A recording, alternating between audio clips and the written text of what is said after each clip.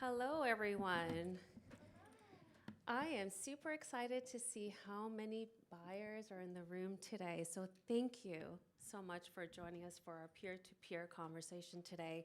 I expect that there's going to be a lot of hot topics that we're going to want to talk about today. It seems like a very transitional year as we look at 2024 into 2025. So, thank you so much for being here. Thank you in advance for your participation.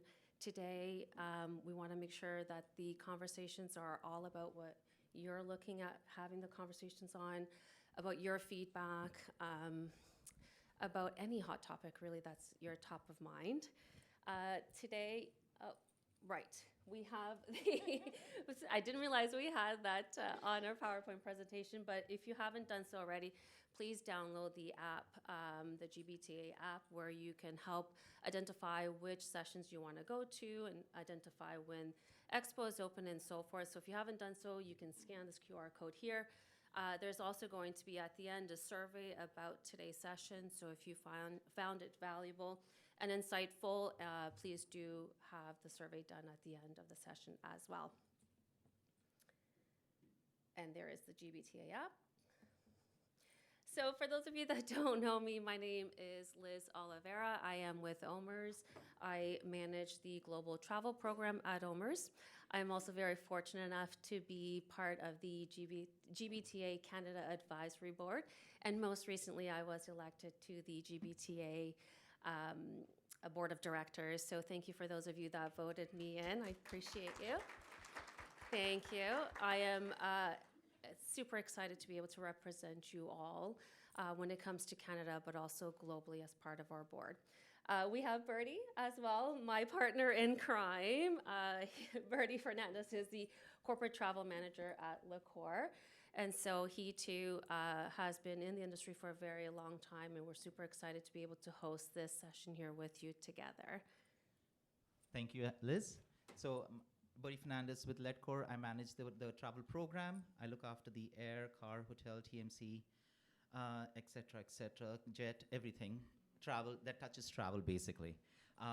Been in the industry, as Liz said, shy of 3 decades. So, glad to have you here. We actually have, I'd like to introduce the new advisory board members who are buyers. So, if you can stand, it's Deanna Ois from CMWS, so Canadian CFMWS.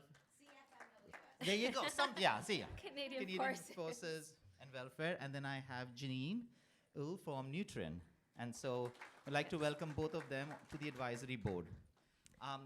Not taking much of your time, let's dive right into it because, we never have enough of time, as you all know. So it's not about us, it's all about you. Yes. And what affects your travel program, what's pressing within your travel program. There's going to be lots of lessons learned, there's going to be lots of conversations, and if you want to say something, just raise your hand and I will come to you. So I'm going to open the floor now, because we don't have an agenda. We never have an agenda, because if we have an agenda, we never ever go through it. So as you know, right? So we said this time, it's all about you and what you guys want to bring to this table. So the floor is all yours. So anything that somebody wants to bring up that, you would like to discuss. And remember, okay, before I start, I want to make sure this is only a buyer-only session. So if there's any suppliers in the room, please exit. It's time to go. Okay, yeah. So, and it's a closed door. So what remains here stays here. It's a very closed door, closed group. So, of course, without getting into any of your suppliers or contract negotiations, it's always, let's be also generic as to what's pressing, but at the same time be cognizant of everybody's programs as well. So, yeah. Thank you. Yes. So does anyone want to be the first one to bring up a conversation topic, a question? What is top of mind for you? We want it to be interactive, so please feel free to speak. I'm going to go here because I saw this hand here first. I was hoping we can be super loud, but it's a big crowd today, so we're going to use the microphones if that's okay. Hi, so I'm Sophie with CGI. I'm looking for advice on competition in terms of TMC. We're with Amex, who just bought CWT, and they're buying everyone in the market. So I was wondering, what's your view on what's left, who's left as maybe a competitor? How can, because for me it's becoming a monopoly. So I don't know. What's your view on that? It's important, I think, in the industry. Sorry. Does anybody want to chip in here? Are you concerned about what's going to happen, or are you are you concerned about T's and C's? Are you concerned of just the market overall and The market, but also the TNCs, because if they buy all the large players out there, what's left? How can we negotiate better if they're the only one out there? I have someone who would like to. Yeah, so same boat. So we go live very soon with CWT. So I'm being inundated with questions. So, yeah. And did you put a plan in place on how you were going to transition your travel program from one TMC to the new version of this TMC? From Amex to CWT Mhm. and back? Yeah. So, anyone else? Does any? Anyone else? So Yeah. I'm actually in that situation because my TMC is CWT, and just as of late last year, we just re-signed with them. So yes, is it a concern? Absolutely, it is going to be a concern. Yeah, they always say it's business as usual. It's never as usual. So what Business as usual until when? until 2 months, 6 months, 8 months. I don't know. Like the thing is that all I'm saying is I actually reached out to my internal stakeholders and said, hey, by the way, FYI, keep yourself available because we may go into an RFP. So what And are some of the challenges then that we're going to face here, right? Does anyone have any solutions, or has anyone thought about what that looks like for their own program and how they're going to transition and what kind of steps they're going to take? Yes? Hi, Lisa from Government of Canada. We were with HRG. That was bought by Amex. So just maybe to give you a bit of relief, the transition was not that bad. It transitioned quite well. Obviously, more documentation to change in terms of branding, but otherwise, your contract that you have signed stays in place until it's expired, so they honored all of that. So it really wasn't so bad. The tools remained the same, so I don't know if they're planning on changing any tools, but for us, everything kind of remained as it was, except for some branding. But that's us, so.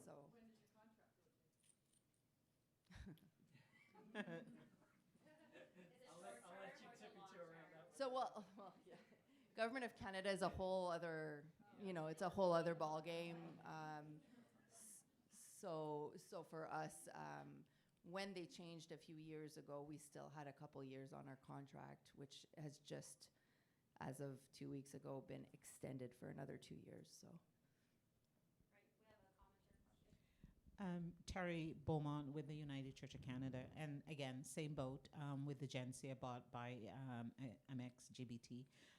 The transition was smooth, but one of the issues that I'm finding and bumping up against is our account manager keep changing. So as soon as you get used to one and start the ball rolling and start getting in a rhythm, then they drop off and you get another email that you have a new account manager. So that's one of the things that I find that we're coming up against is several account managers. So we just got a new one, and fingers crossed she stays with us for a while. Hi, Deanna Oyce, Canadian Forces.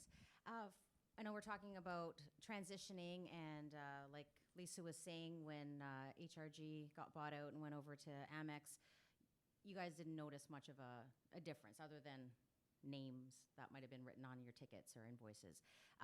But to answer your other question about who do we go to for TMCs when you're doing an RFP, but if you look at your travel program, yes, Amex is this big monopoly right now and buying out everybody, but if you have a smaller travel program and you don't have a global program, just say it's more domestic versus global, there's a lot of options out there with smaller TMCs that are able to focus on what your particular needs will be in our. I'm not saying that the larger TMCs won't be doing the same thing, but there's still options. It's just you have to look at your program first and see who can accommodate, whether it's domestic or whether it's a global program that you're looking at. Yeah, so we started looking, not through an RFP process, but we talked to our sister companies about their TMC because we were having some issues with our current one. And one of the things that we're discovering, and I don't know if it's specific to our company, but once we're now vetting all of our vendors for IT security because of all of these cyber attacks, and it has been a big challenge. We haven't gone through that with Amex because they've been an existing vendor, but I'd be curious to see if they would actually meet the requirements that we're asking a new vendor to have.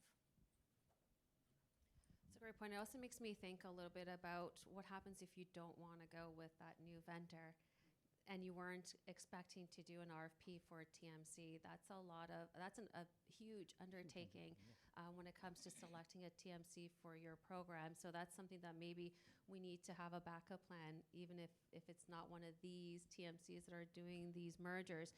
We never know what the future is going to look like, and it's maybe a good idea for us to put a plan in place to be able to safeguard our programs. Absolutely, because we ended up doing, last year, we ended up doing a business continuity plan. So it's definitely good to have something like that, because should a TMC go under or get bought or mergers and acquisitions just happening left, right, and center, what does that BCP plan look like and how you're going to initiate it? So that would be something to consider. Yeah. Definitely. Yeah.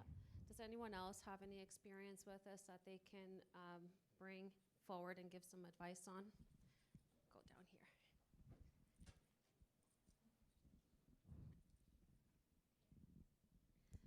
We actually have a termination of convenience in our contract with our TMC. So that might be helpful for a BCP plan. That also includes language when it comes to mergers, acquisitions, bankruptcy, all that kind of stuff. So we're also going through the RFP process. Same thing, we were with Agentia when it got bought out by Amex. So we're going to RFP in the end of June. So we've actually started, I was say pre-RFP, so talking to different vendors, because we're very specific in terms of the tools that we want. So yeah, that's kind of, that's a easy. It's not such a negative thing too, right? I think it gives us an opportunity to go back and take a look to see at what are our T's and C's, what are those terms and conditions that are in our current contract, in case something does come up. And it also makes us look at to see, is our current TMC still what we need in today's market, or is there an opportunity to look at a different TMC provider that's better suited for us today and what our company looks like. So it's not all negative stuff. Definitely it sounds a little scary because it is something that an RFP... It's daunting. It's daunting. An It is, RFP, yeah. an RFP for a TMC is definitely very overwhelming at times, but I do think that there's some positives that could come out of it as well. Yes. Hi, I'm Maida from Atkins Reales, formerly SNC-Lavalin. Did you hear me? Yes. So we're going through, we're going to launch our TMC RFP, but we have a global program. So we're really stuck. I mean, there's not too many people out there that can fulfill our needs. And so the only alternative is to fragment it, to have regional TMCs. And then that messes up your reporting. Yeah. La, la, la, la, la, yeah. Yeah, Oh, my God. exactly. Wow. Yeah. Well, that's kind of like where GBT Amex has us, right? Yeah. So who are the key BCD, FCM? There's not very many. Direct? Direct? Yeah. Yeah. I know We're a all couple of your invited. folks with Direct, right? Yeah. Yeah. Oh, Yeah. I'm going to talk to you then. Okay. Yeah. I mean, I know Direct also has gone through a couple of, changes. Changes recently too. Yeah, they all know that. So there's lots of things So lots- happening in the TMC space. Let's put it that way. Definitely. Yeah. It's a little bit like, we're going to be going out for RFP in 2 years. We've been working on it for 6 years. Yeah. Government of Canada. But the beauty of government, yeah. So we're looking at every option, and I know we want to block our ears when we say fragmented, but agile, you know, there could be, depending on your program, an easier way to do it. If if you do a lot of north of 60, you get a specialization for north of 60. If you want to do your OBT, your EMT, like if you want to separate it, it's something that could be an option depending on your program that could make it easier in the long run. So it's not something to discount necessarily. I know it sounds scary, but it's a possibility. It's an option anyway. Can I just show of hands here? Is there someone that doesn't have a TMC for their travel program? Great. Good. I mean, and the reason why I ask is because a lot of the times when we talk about, travel programs, these are big travel programs, and I think it's just as important to talk and help through some of the companies that don't have such big programs that are looking at getting a TMC and understanding the value. And especially in the times that we are in today with all these changes, it could be, do I actually need a TMC for my program or not? But yeah, I'll cut to you in just a second. I'll take the comment here. So we actually have a company that we've been using for our travel, but a travel management company that there hasn't been any OBT or anything else with them. They just book the travel and that's it. There's not a whole lot of communication. So I was hired to bring the travel in-house. So my first experience was last year at GBTA, and it was a great experience because the information was wonderful. But since then, I am still trying to find a company that can do everything. And basically what it's coming down to is all the companies can offer anything. They can book, you can customize it to what you need. Really at this point, it's the dollar figure. What is it that, why you're charging this as opposed to this one? So that's where we're at. Hopefully by the end of this month, we will actually have, and including the companies that we did, or that books the travel now, they're also, it's not an RFP, it's just, we've been going out and asking and speaking to them and really using their system, because being able to use the online booking tool is so important to make it easy for us. So yeah, that's where we are. So if you have any advice, I really, really will take it. Are you, you mentioned earlier when you first had the conversation here that you're bringing it on site. What does that mean? So we've actually started a travel department in-house, internal travel department of one right now, 1.5, give or take a day here or there. But yeah, so bringing it in-house means that we have a better management of the funds, of what people are booking and things like that, because basically right now they've been booking whatever they want, whenever they want. And the travel company we've been using hasn't really taught anyone about the online booking tools, and they have never mentioned it. And in fairness to them, there was really no one there that they could speak to until now. But I feel like because we brought the travel inside, now they're all over it. Oh, no, you're going out to look for a TMC. We are the TMC. Well, Before we go to that comment there, sometimes when I think about a program that's just becoming mature, I always refer back to, do you have a policy in place? What is your travel policy? Are they mandated or highly suggested, or some language that could be different than others? But I think a travel policy does help enforce, so that you can then foster that TMC relationship, so that you can have a managed program, so you can run those reports to be able to educate the senior leaders on how to really engage that TMC and what the value is. And that's the first thing I did, was write the travel policy. Yeah. It's still in the file. It needs to come from the top down, doesn't it? We need to be able to. It does take times for sure, but it's those little steps that's going to make your program really successful. And I think that if you are able to start to enforce the policy, it needs to come from the senior above. But I think education is so key. Even with my program being such a mature program that it is today, I still find myself doing educational sessions all the time.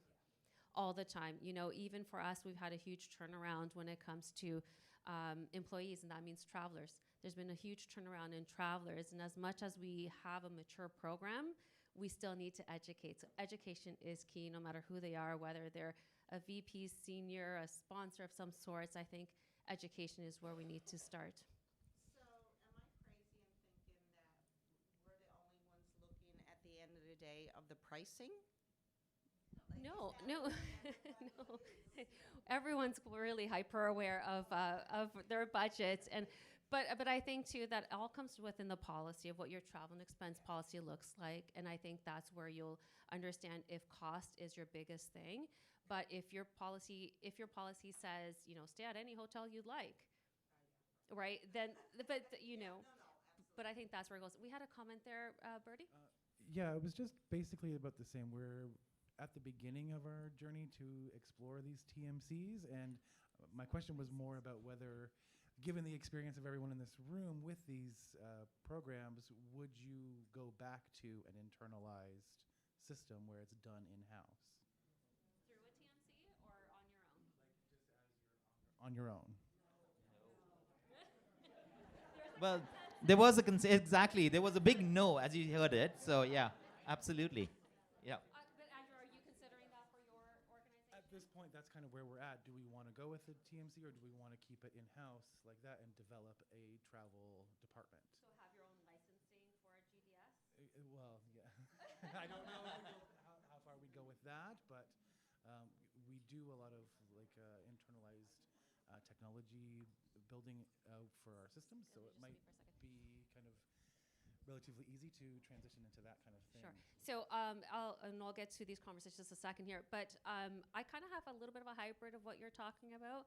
I have a global TMC that's offsite, but in our London, UK office, we actually have 2 on-site agents. The culture there is just different. The way they operate is very different. And so our TMC was able to support us and actually have 2 people on site in our office to be able to make our bookings for us. So it's a little bit of a hybrid. We don't own like the GDS licenses and stuff like that, but we did ask our TMC to support us and have 2 agents fully dedicated to that office specifically. So Liz, I would like to add to that. We have our own team seconded through our TMC, but I have my own pseudo for both an IATA and an ARC for both Canada and the US, because then that way I can pull up my own reports. And it's easier that way, because I felt it's seamless, because you're not sharing with 20 different companies. So that way it was a lot better. Even people booking outside of the program, like we have a flight pass program, which technically still comes through your corporate agreements, and it still goes through my own pseudo. Hi, you mentioned about pricing, and we have a very mature program. It's been 1.5 years that we have stabilized, but I still get questions like during implementation, they were comparing the cost, and since then we have new admins, and whenever they come on board, the first question is, I can find better pricing outside? So, and yes. So, as all buyers, I would like to open this question to everyone. How do you actually attempt to resolve those differences? Yes.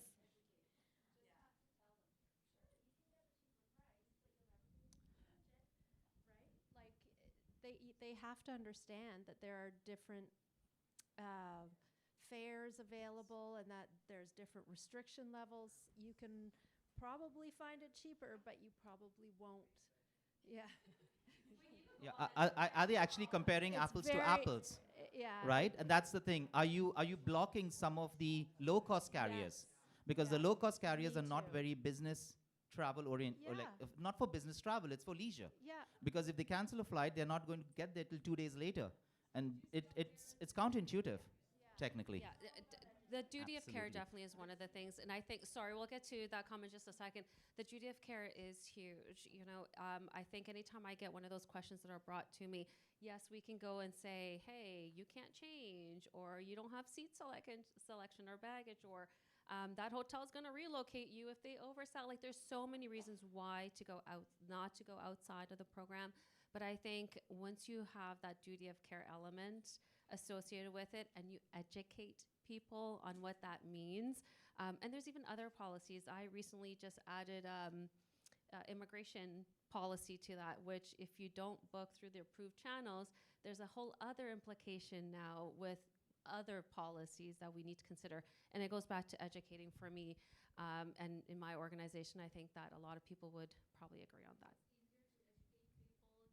It's easier to educate people who are like, admins to but when the questions comes from the C-suite executives, it's like, it just doesn't work. You have to reinstate a lot of confidence in the admin so that they can actually pass on that information to the executives. So that's why I just wanted to have a conversation. Fall back on your policy. We have a comment there, and then we'll come here.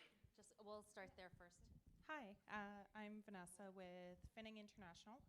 We have a global program, and we're in the middle of an RFP. It's been a year and a half, almost 2 years now. And with the buyouts happening, that just throws another wrench into it.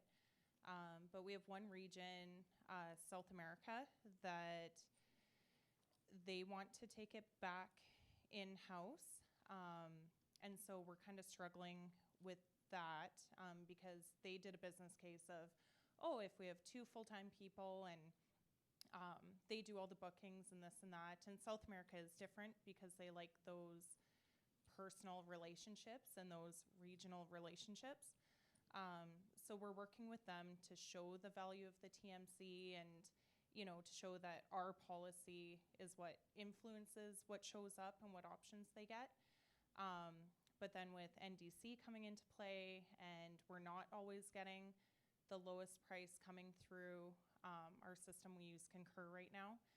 And so we're really trying to show value to them, but it's difficult right now. So we are looking at different options, maybe doing Canada and the UK with the global TMC, and then South America doing something more local, but it's hard. It isn't one option. I just want to add to that because I get that all the time too. One other than the duty of care piece is the unused tickets, right? Because if they book outside the system, it goes with the person. If they leave your company, then it's a loss, right? And with the value airlines, sometimes their planes get repossessed. I think with the unused tickets, I think the conversation too is not just with TMC, it's with the airlines as well. Mhm. So if you're having issues with unused tickets, especially with a lot of organizations kind of doing a big turnaround and restructuring and so forth, reach out to your airline managers on that and have that conversation with them and see if they can think outside of the box when it comes to those people that have been off-boarded and still have live flights or tickets, unused tickets and so forth like that. I definitely would recommend you doing that. Yeah, but it's a risk, right? Like anything, it's always a risk for sure. Yeah. Yes. To your point, when NDC was first coming out, it was a call during COVID on the GBTA website. It gave us a template of all the reasons to book with the TMCs and why you shouldn't go out.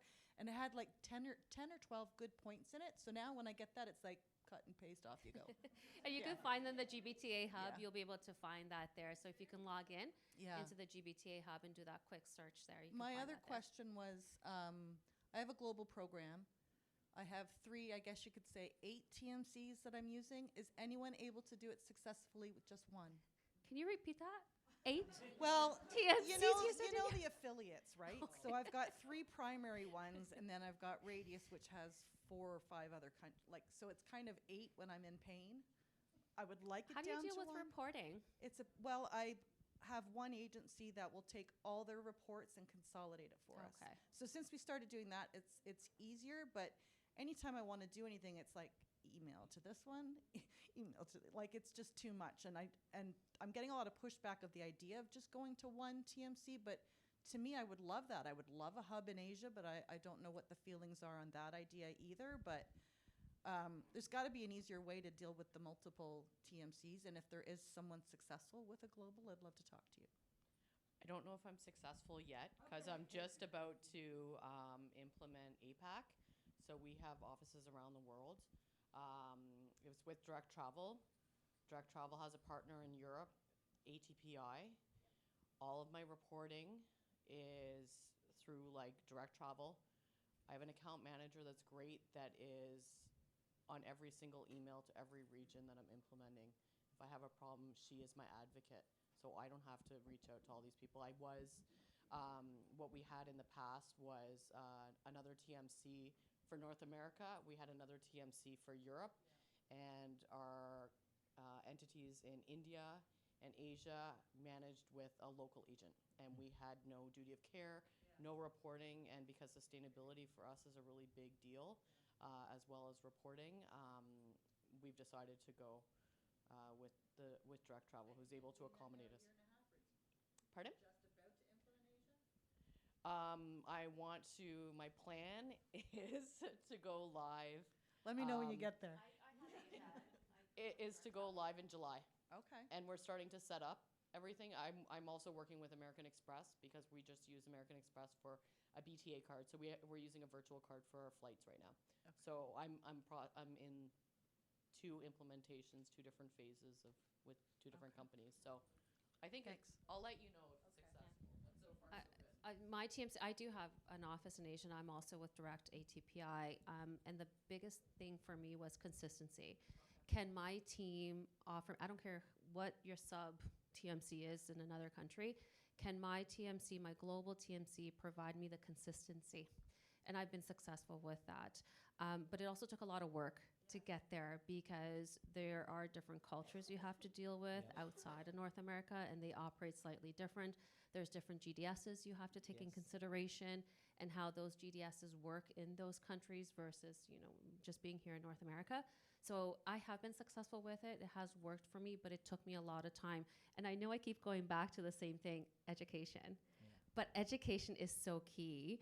And I do have one account manager that oversees everything for me. And that one account manager then reports into the other countries and filters that out. It's about consistency for me. And I've been able to do that really well.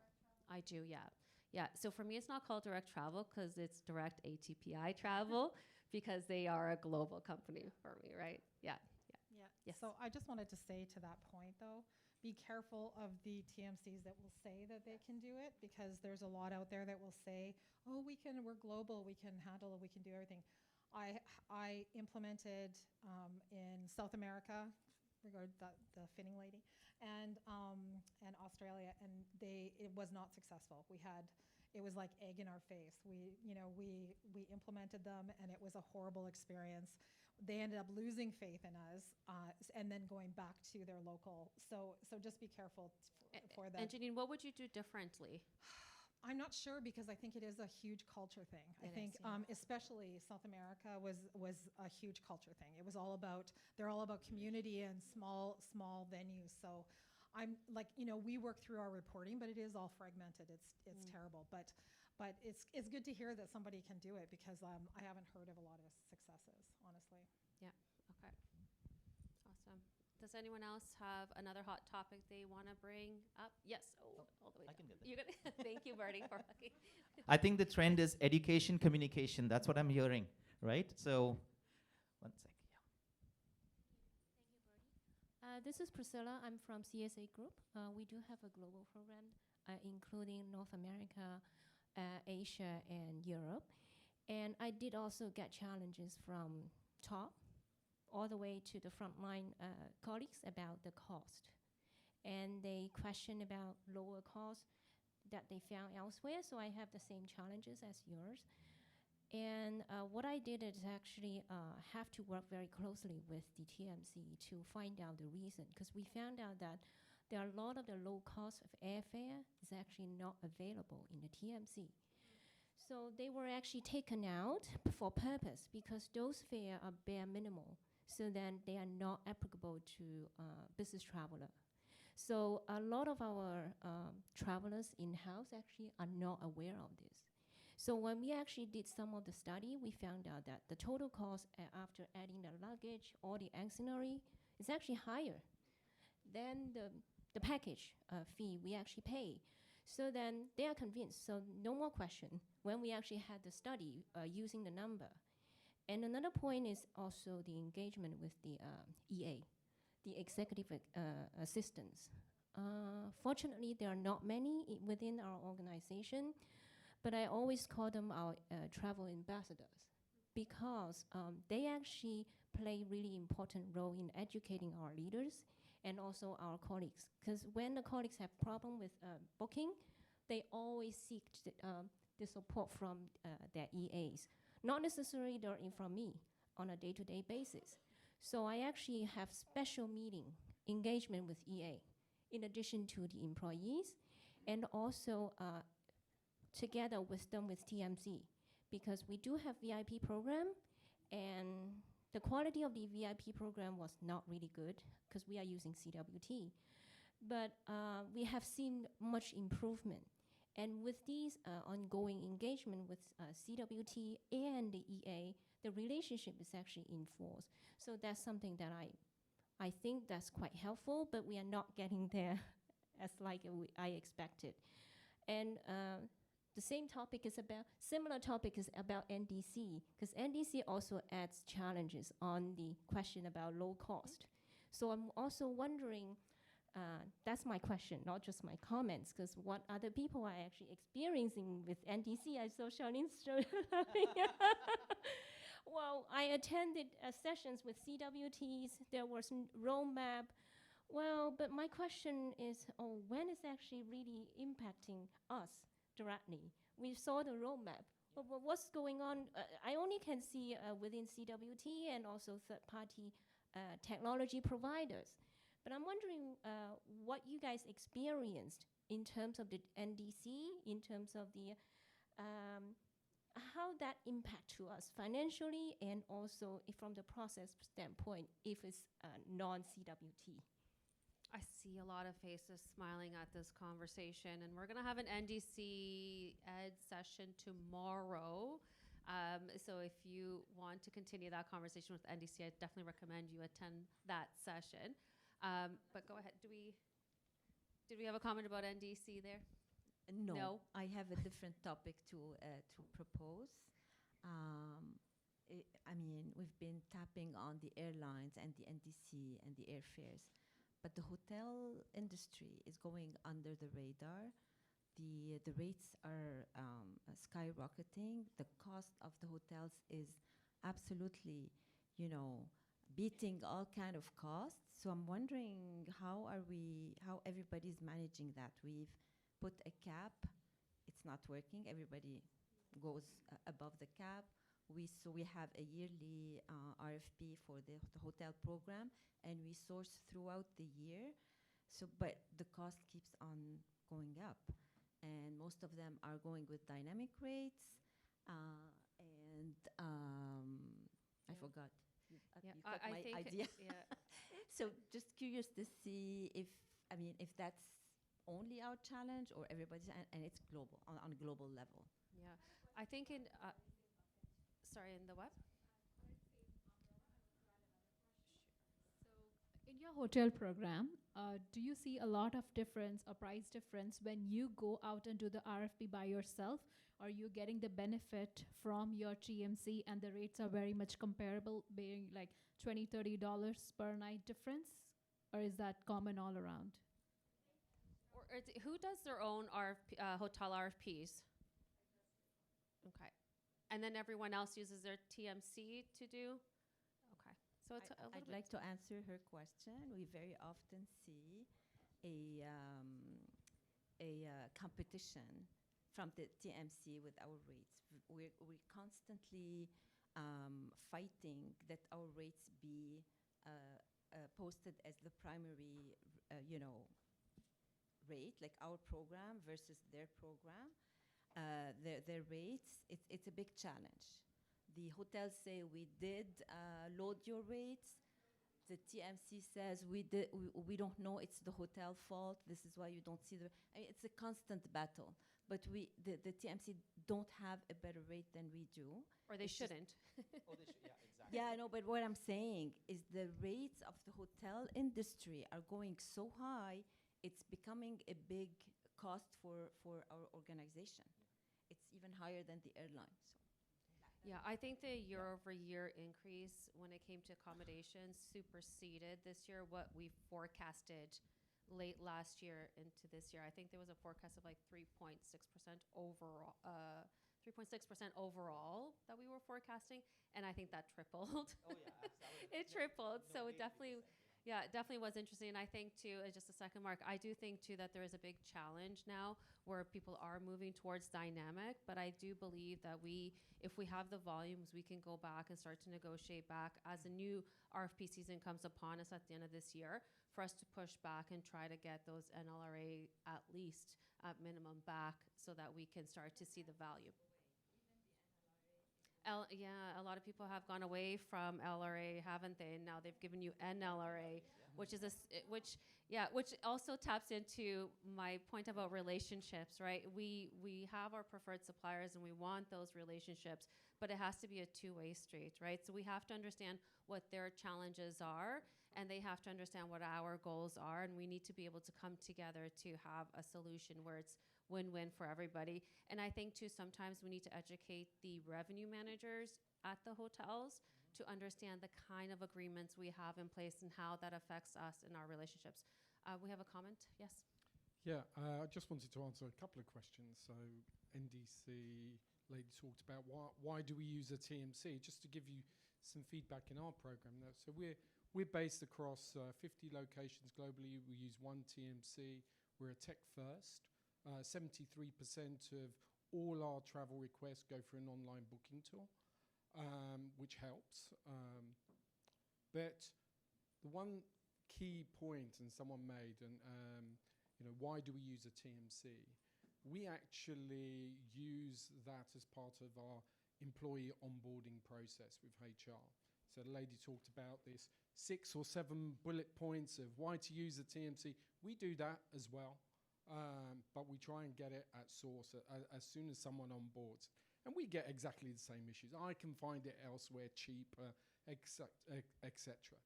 And of course, what we say is, well, if you have time on your hands to go and around looking at booking sites 4 hours, you're not really doing the job that you're paid for. And we have those open conversations. And someone said, you really, a lot of conversation I think we all mutually have is we start bottom up. Well, really, it needs to come top down. And that's always a challenge for us, right? How do you get the seat at the table? How do you convince? Someone talked about agency costs. And there is a cost of operation, and we're very transparent about that. There is a cost of having an agency, and this is what we do, and this is the value that we believe we get. Now, the value of an agency will be very different from one company to another. But the first thing that we did was decide we're fed up of having to repeat all the answers. Everyone spoke about them. It's not like for like. You spend an hour, 2 hours to go and look, and you realize it's not apples for apples at all, and you have to re-educate. So it does come back to education. The thing about the pricing, we also have that. We have to accept that, look, the pricing, whether it's airlines or hotels, are far higher than they were. What we do is we actually utilize as an industry benchmark. And as long as we're below the industry benchmark, that's our sort of target. Because we know that, for all the reasons everyone knows, right?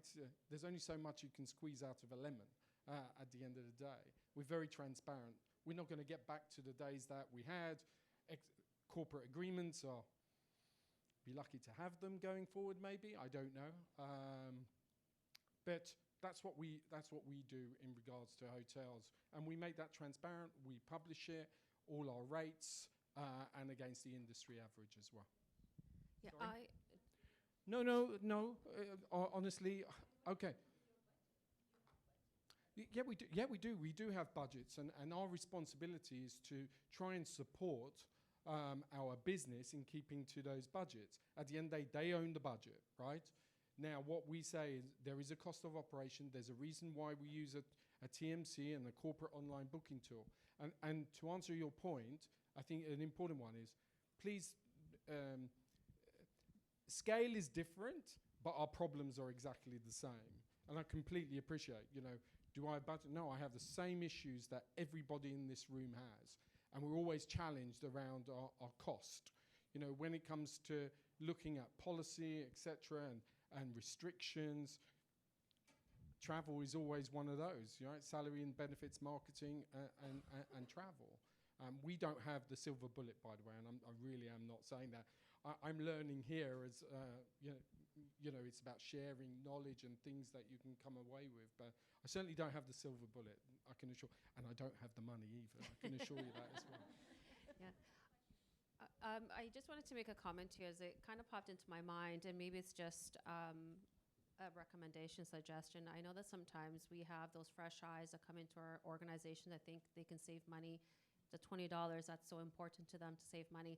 Something that I implemented with my TMC and that I continue to educate to the EAs and even our travelers directly is that if you find something on a .com that you feel is less expensive and you want to book that, let the TMC know.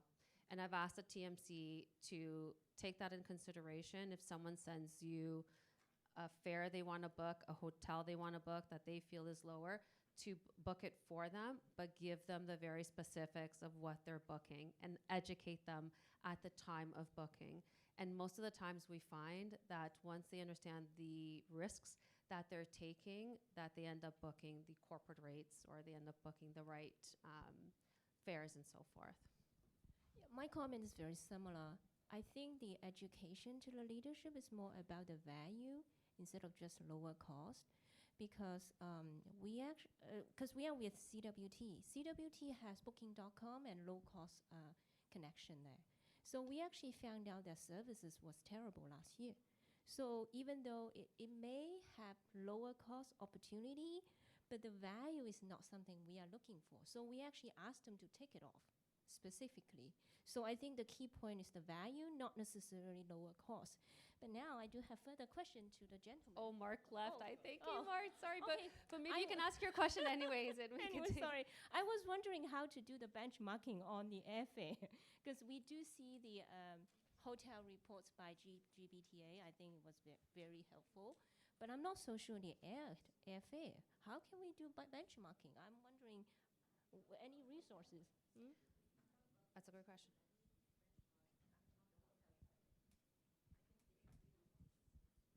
Sorry, I don't think we heard. I don't think we heard what the response was. I was just saying that he talked about the industry benchmark on the lodging segment. So, for example, if the forecast, the industry benchmark is there's going to be the rates will increase 8%, like they were announcing. They take that as the cap.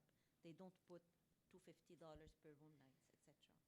Yeah, so GBTA does put forward a paper where it gives the recommendations of what they forecast the year to be. So that could be how you can take that forecasting for your own program, and that could be kind of your benchmark of where you sit compared to what your rates are. You're using it, good, yeah. But I mean, but it could change, right? It's like I said earlier, like I took the GBTA benchmark for hotel accommodations, and then it kind of doubled because that's just kind of the way the world works. We don't have the crystal ball, but we can, really try to take those small steps to try to get as close as possible for forecasting. But Liz, I'd like to add something. I know some of you said you'll have dynamic pricing with hotels, NLRA rates versus LRA. My hotel program is dynamic. It never stops. It's never closed. So I actually went up to some hotels who provided me with NLRA rates or even dynamic pricing. But because I was giving them X number of room nights, I said, why don't you come to the table and give me static pricing? And they actually did. So have that open conversation. So you're dealing with a GSO or account manager at one of the chains. Go directly to the hotel because the hotel will work with you. And I've had success on that. So it's never closed. Keep keep it open. Have that, be transparent. Have that open conversation, I would say. So it helps you. It also helps them. How does your GSO feel about that? I do include them though, because they know that I'm doing it. But I mean, what are they going to say? Because I'm getting better pricing, and so they will just still add all of that into the program. So, yeah, we have that open relationship and that communication. Just what we have another come back there, and then I'll come to you in just a second.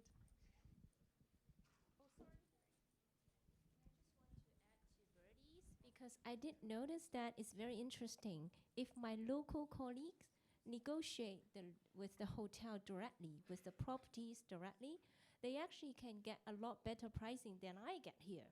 So I think leveraging the local colleagues there is an excellent idea. So it's just something to add to you. Does anyone use TripBam or something similar to it?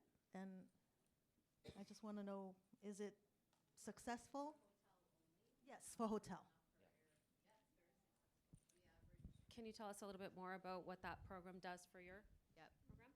Yep. So they, for any hotel bookings, our TMC sends that to TripBam, and they reshop that rate up to cancellation, like 24 hours before is usually our cancellation, and we average anywhere from 9 to 13,000 a month in savings. So, and we don't move them to another property. So it's like for like same room. Yeah.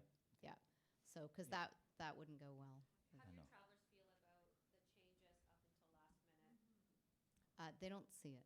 They don't see any of the. So the confirmations are all the same? Yeah, they just get a line. It gets rebooked, and they get a line that says TripBam was able to find a lower rate and rebooked it. So seamless for travelers? Seamless, yeah.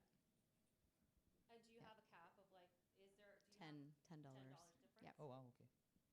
Yeah. Does anyone have any Did I get it right, Sam? comments for Were you testing? I'm really intrigued by the savings. So you use a TMC for flights, ground transportation, but TripBam, or does TripBam It's work at with your the TMC? The feed. Oh, sorry. Thanks. I have a big voice. I probably didn't. The feed goes from our TMC to TripBam and daily, so they just keep reshopping in the background. They book it through it's called Magnatech. So it's like a technology that lets them rebook. Relationship, like TripBam is a direct relationship with you, or With your us, TMC? with us, and then they, However, I will say, moving to our new TMC, they're charging us a rebooking fee, and they're actually not doing the rebooking. Oh, I know. Rude. So your savings are going to be a little. Your savings are going to be a little different then. Taken over by CWT, it will be all. Yeah. Does anyone else use TripBam in their program? Oh yeah. Is that a reshopping tool? Yep, same idea. Same idea? Air and hotel we use it for. And is that done directly through your TMC and it's seamless? The end user has no idea what's happening in the background? Saved XYZ, and then we get a report every month of our savings. And the new itinerary is like the same booking ID and everything? Because I find, no. The confirmation. The confirmation number changes, so it's the same, like the fair shopping or whatever you call it, right? It's the same thing. We have it too. I've not seen a lot of savings, to be honest, because I think my threshold is not $10. It's a little bit higher, and so we don't do it for air. We just do it for hotels, and it's there, but it's not like as significant as Les was saying. Yeah, Lisa I was just saying. mentioned it because I think when I was looking at that program, I felt that there was going to be a lot of noise from our end users because I feel like maybe it's just my travelers are so high maintenance, but I feel that sending a confirmation and then the EAs are managing that travel, but then the travelers getting multiple itineraries with, or maybe just two. I don't know what the program exactly is.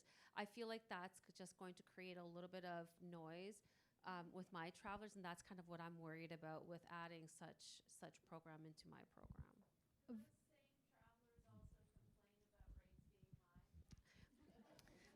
Next comment. Right? So, like, you can't have it both ways. Here we have a solution for you, and it will end up saving money. You have to get their buy-in, obviously, and train those EAs. But it's a win-win. It's not like we're asking them to give up their favorite hotel and go across the street. I mean, you can do that too with TripBand, but you don't have to. So we use Amex, and there's we use the hotel reshop expert and air reshop. So the fundamental, the basic is just that it reshops within the system once you've booked the flight or the hotel, and it keeps shopping unless if they find a lower airfare or as well as the hotel, it just rebooks, and the only thing that the traveler actually gets is invoice and the savings attached to that change. There is no change in the confirmation. There's absolutely no background information sent to the traveler before that is done, and it just keeps shopping till the date of the trip happens. So it's and we didn't have to pay anything extra for that. It was mentioned in the contract, so that may be one good thing. We too, it's Nadia from BMO. Hi, everyone. We also have the reshopping tool, and prior to launching it, we had a communication plan rolled out. So it was rolled out through leadership level. It was added to our intranet site. It was also added to Concur, and we had training. We have ongoing training drop-in sessions or education sessions. So if you hit them at different points, and we also use a reporting tool where we track the savings on a monthly, quarterly, and we spread that across. So if people come to us and they say, oh, I've been charged directly a small fee, it actually says what the savings is. But I think hitting all those points in the journey of the booking to what the savings could be, and also sharing that to the lines of business of what they're saving or the cost avoidance has been successful for us. Perfect, thank you.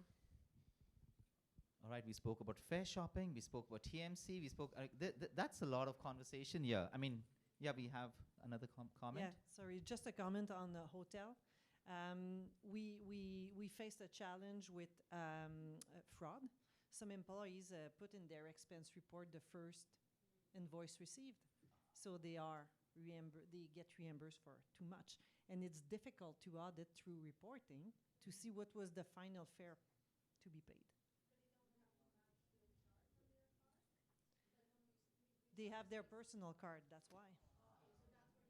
Yeah, so what we're trying to implement is a lodge card. So we have this in Europe, which is fine, it solved everything, but in North America, it's a challenge for the hotels. So we were not able to implement the lodge card, a central travel account for a hotel in Canada and US. So that's a true risk.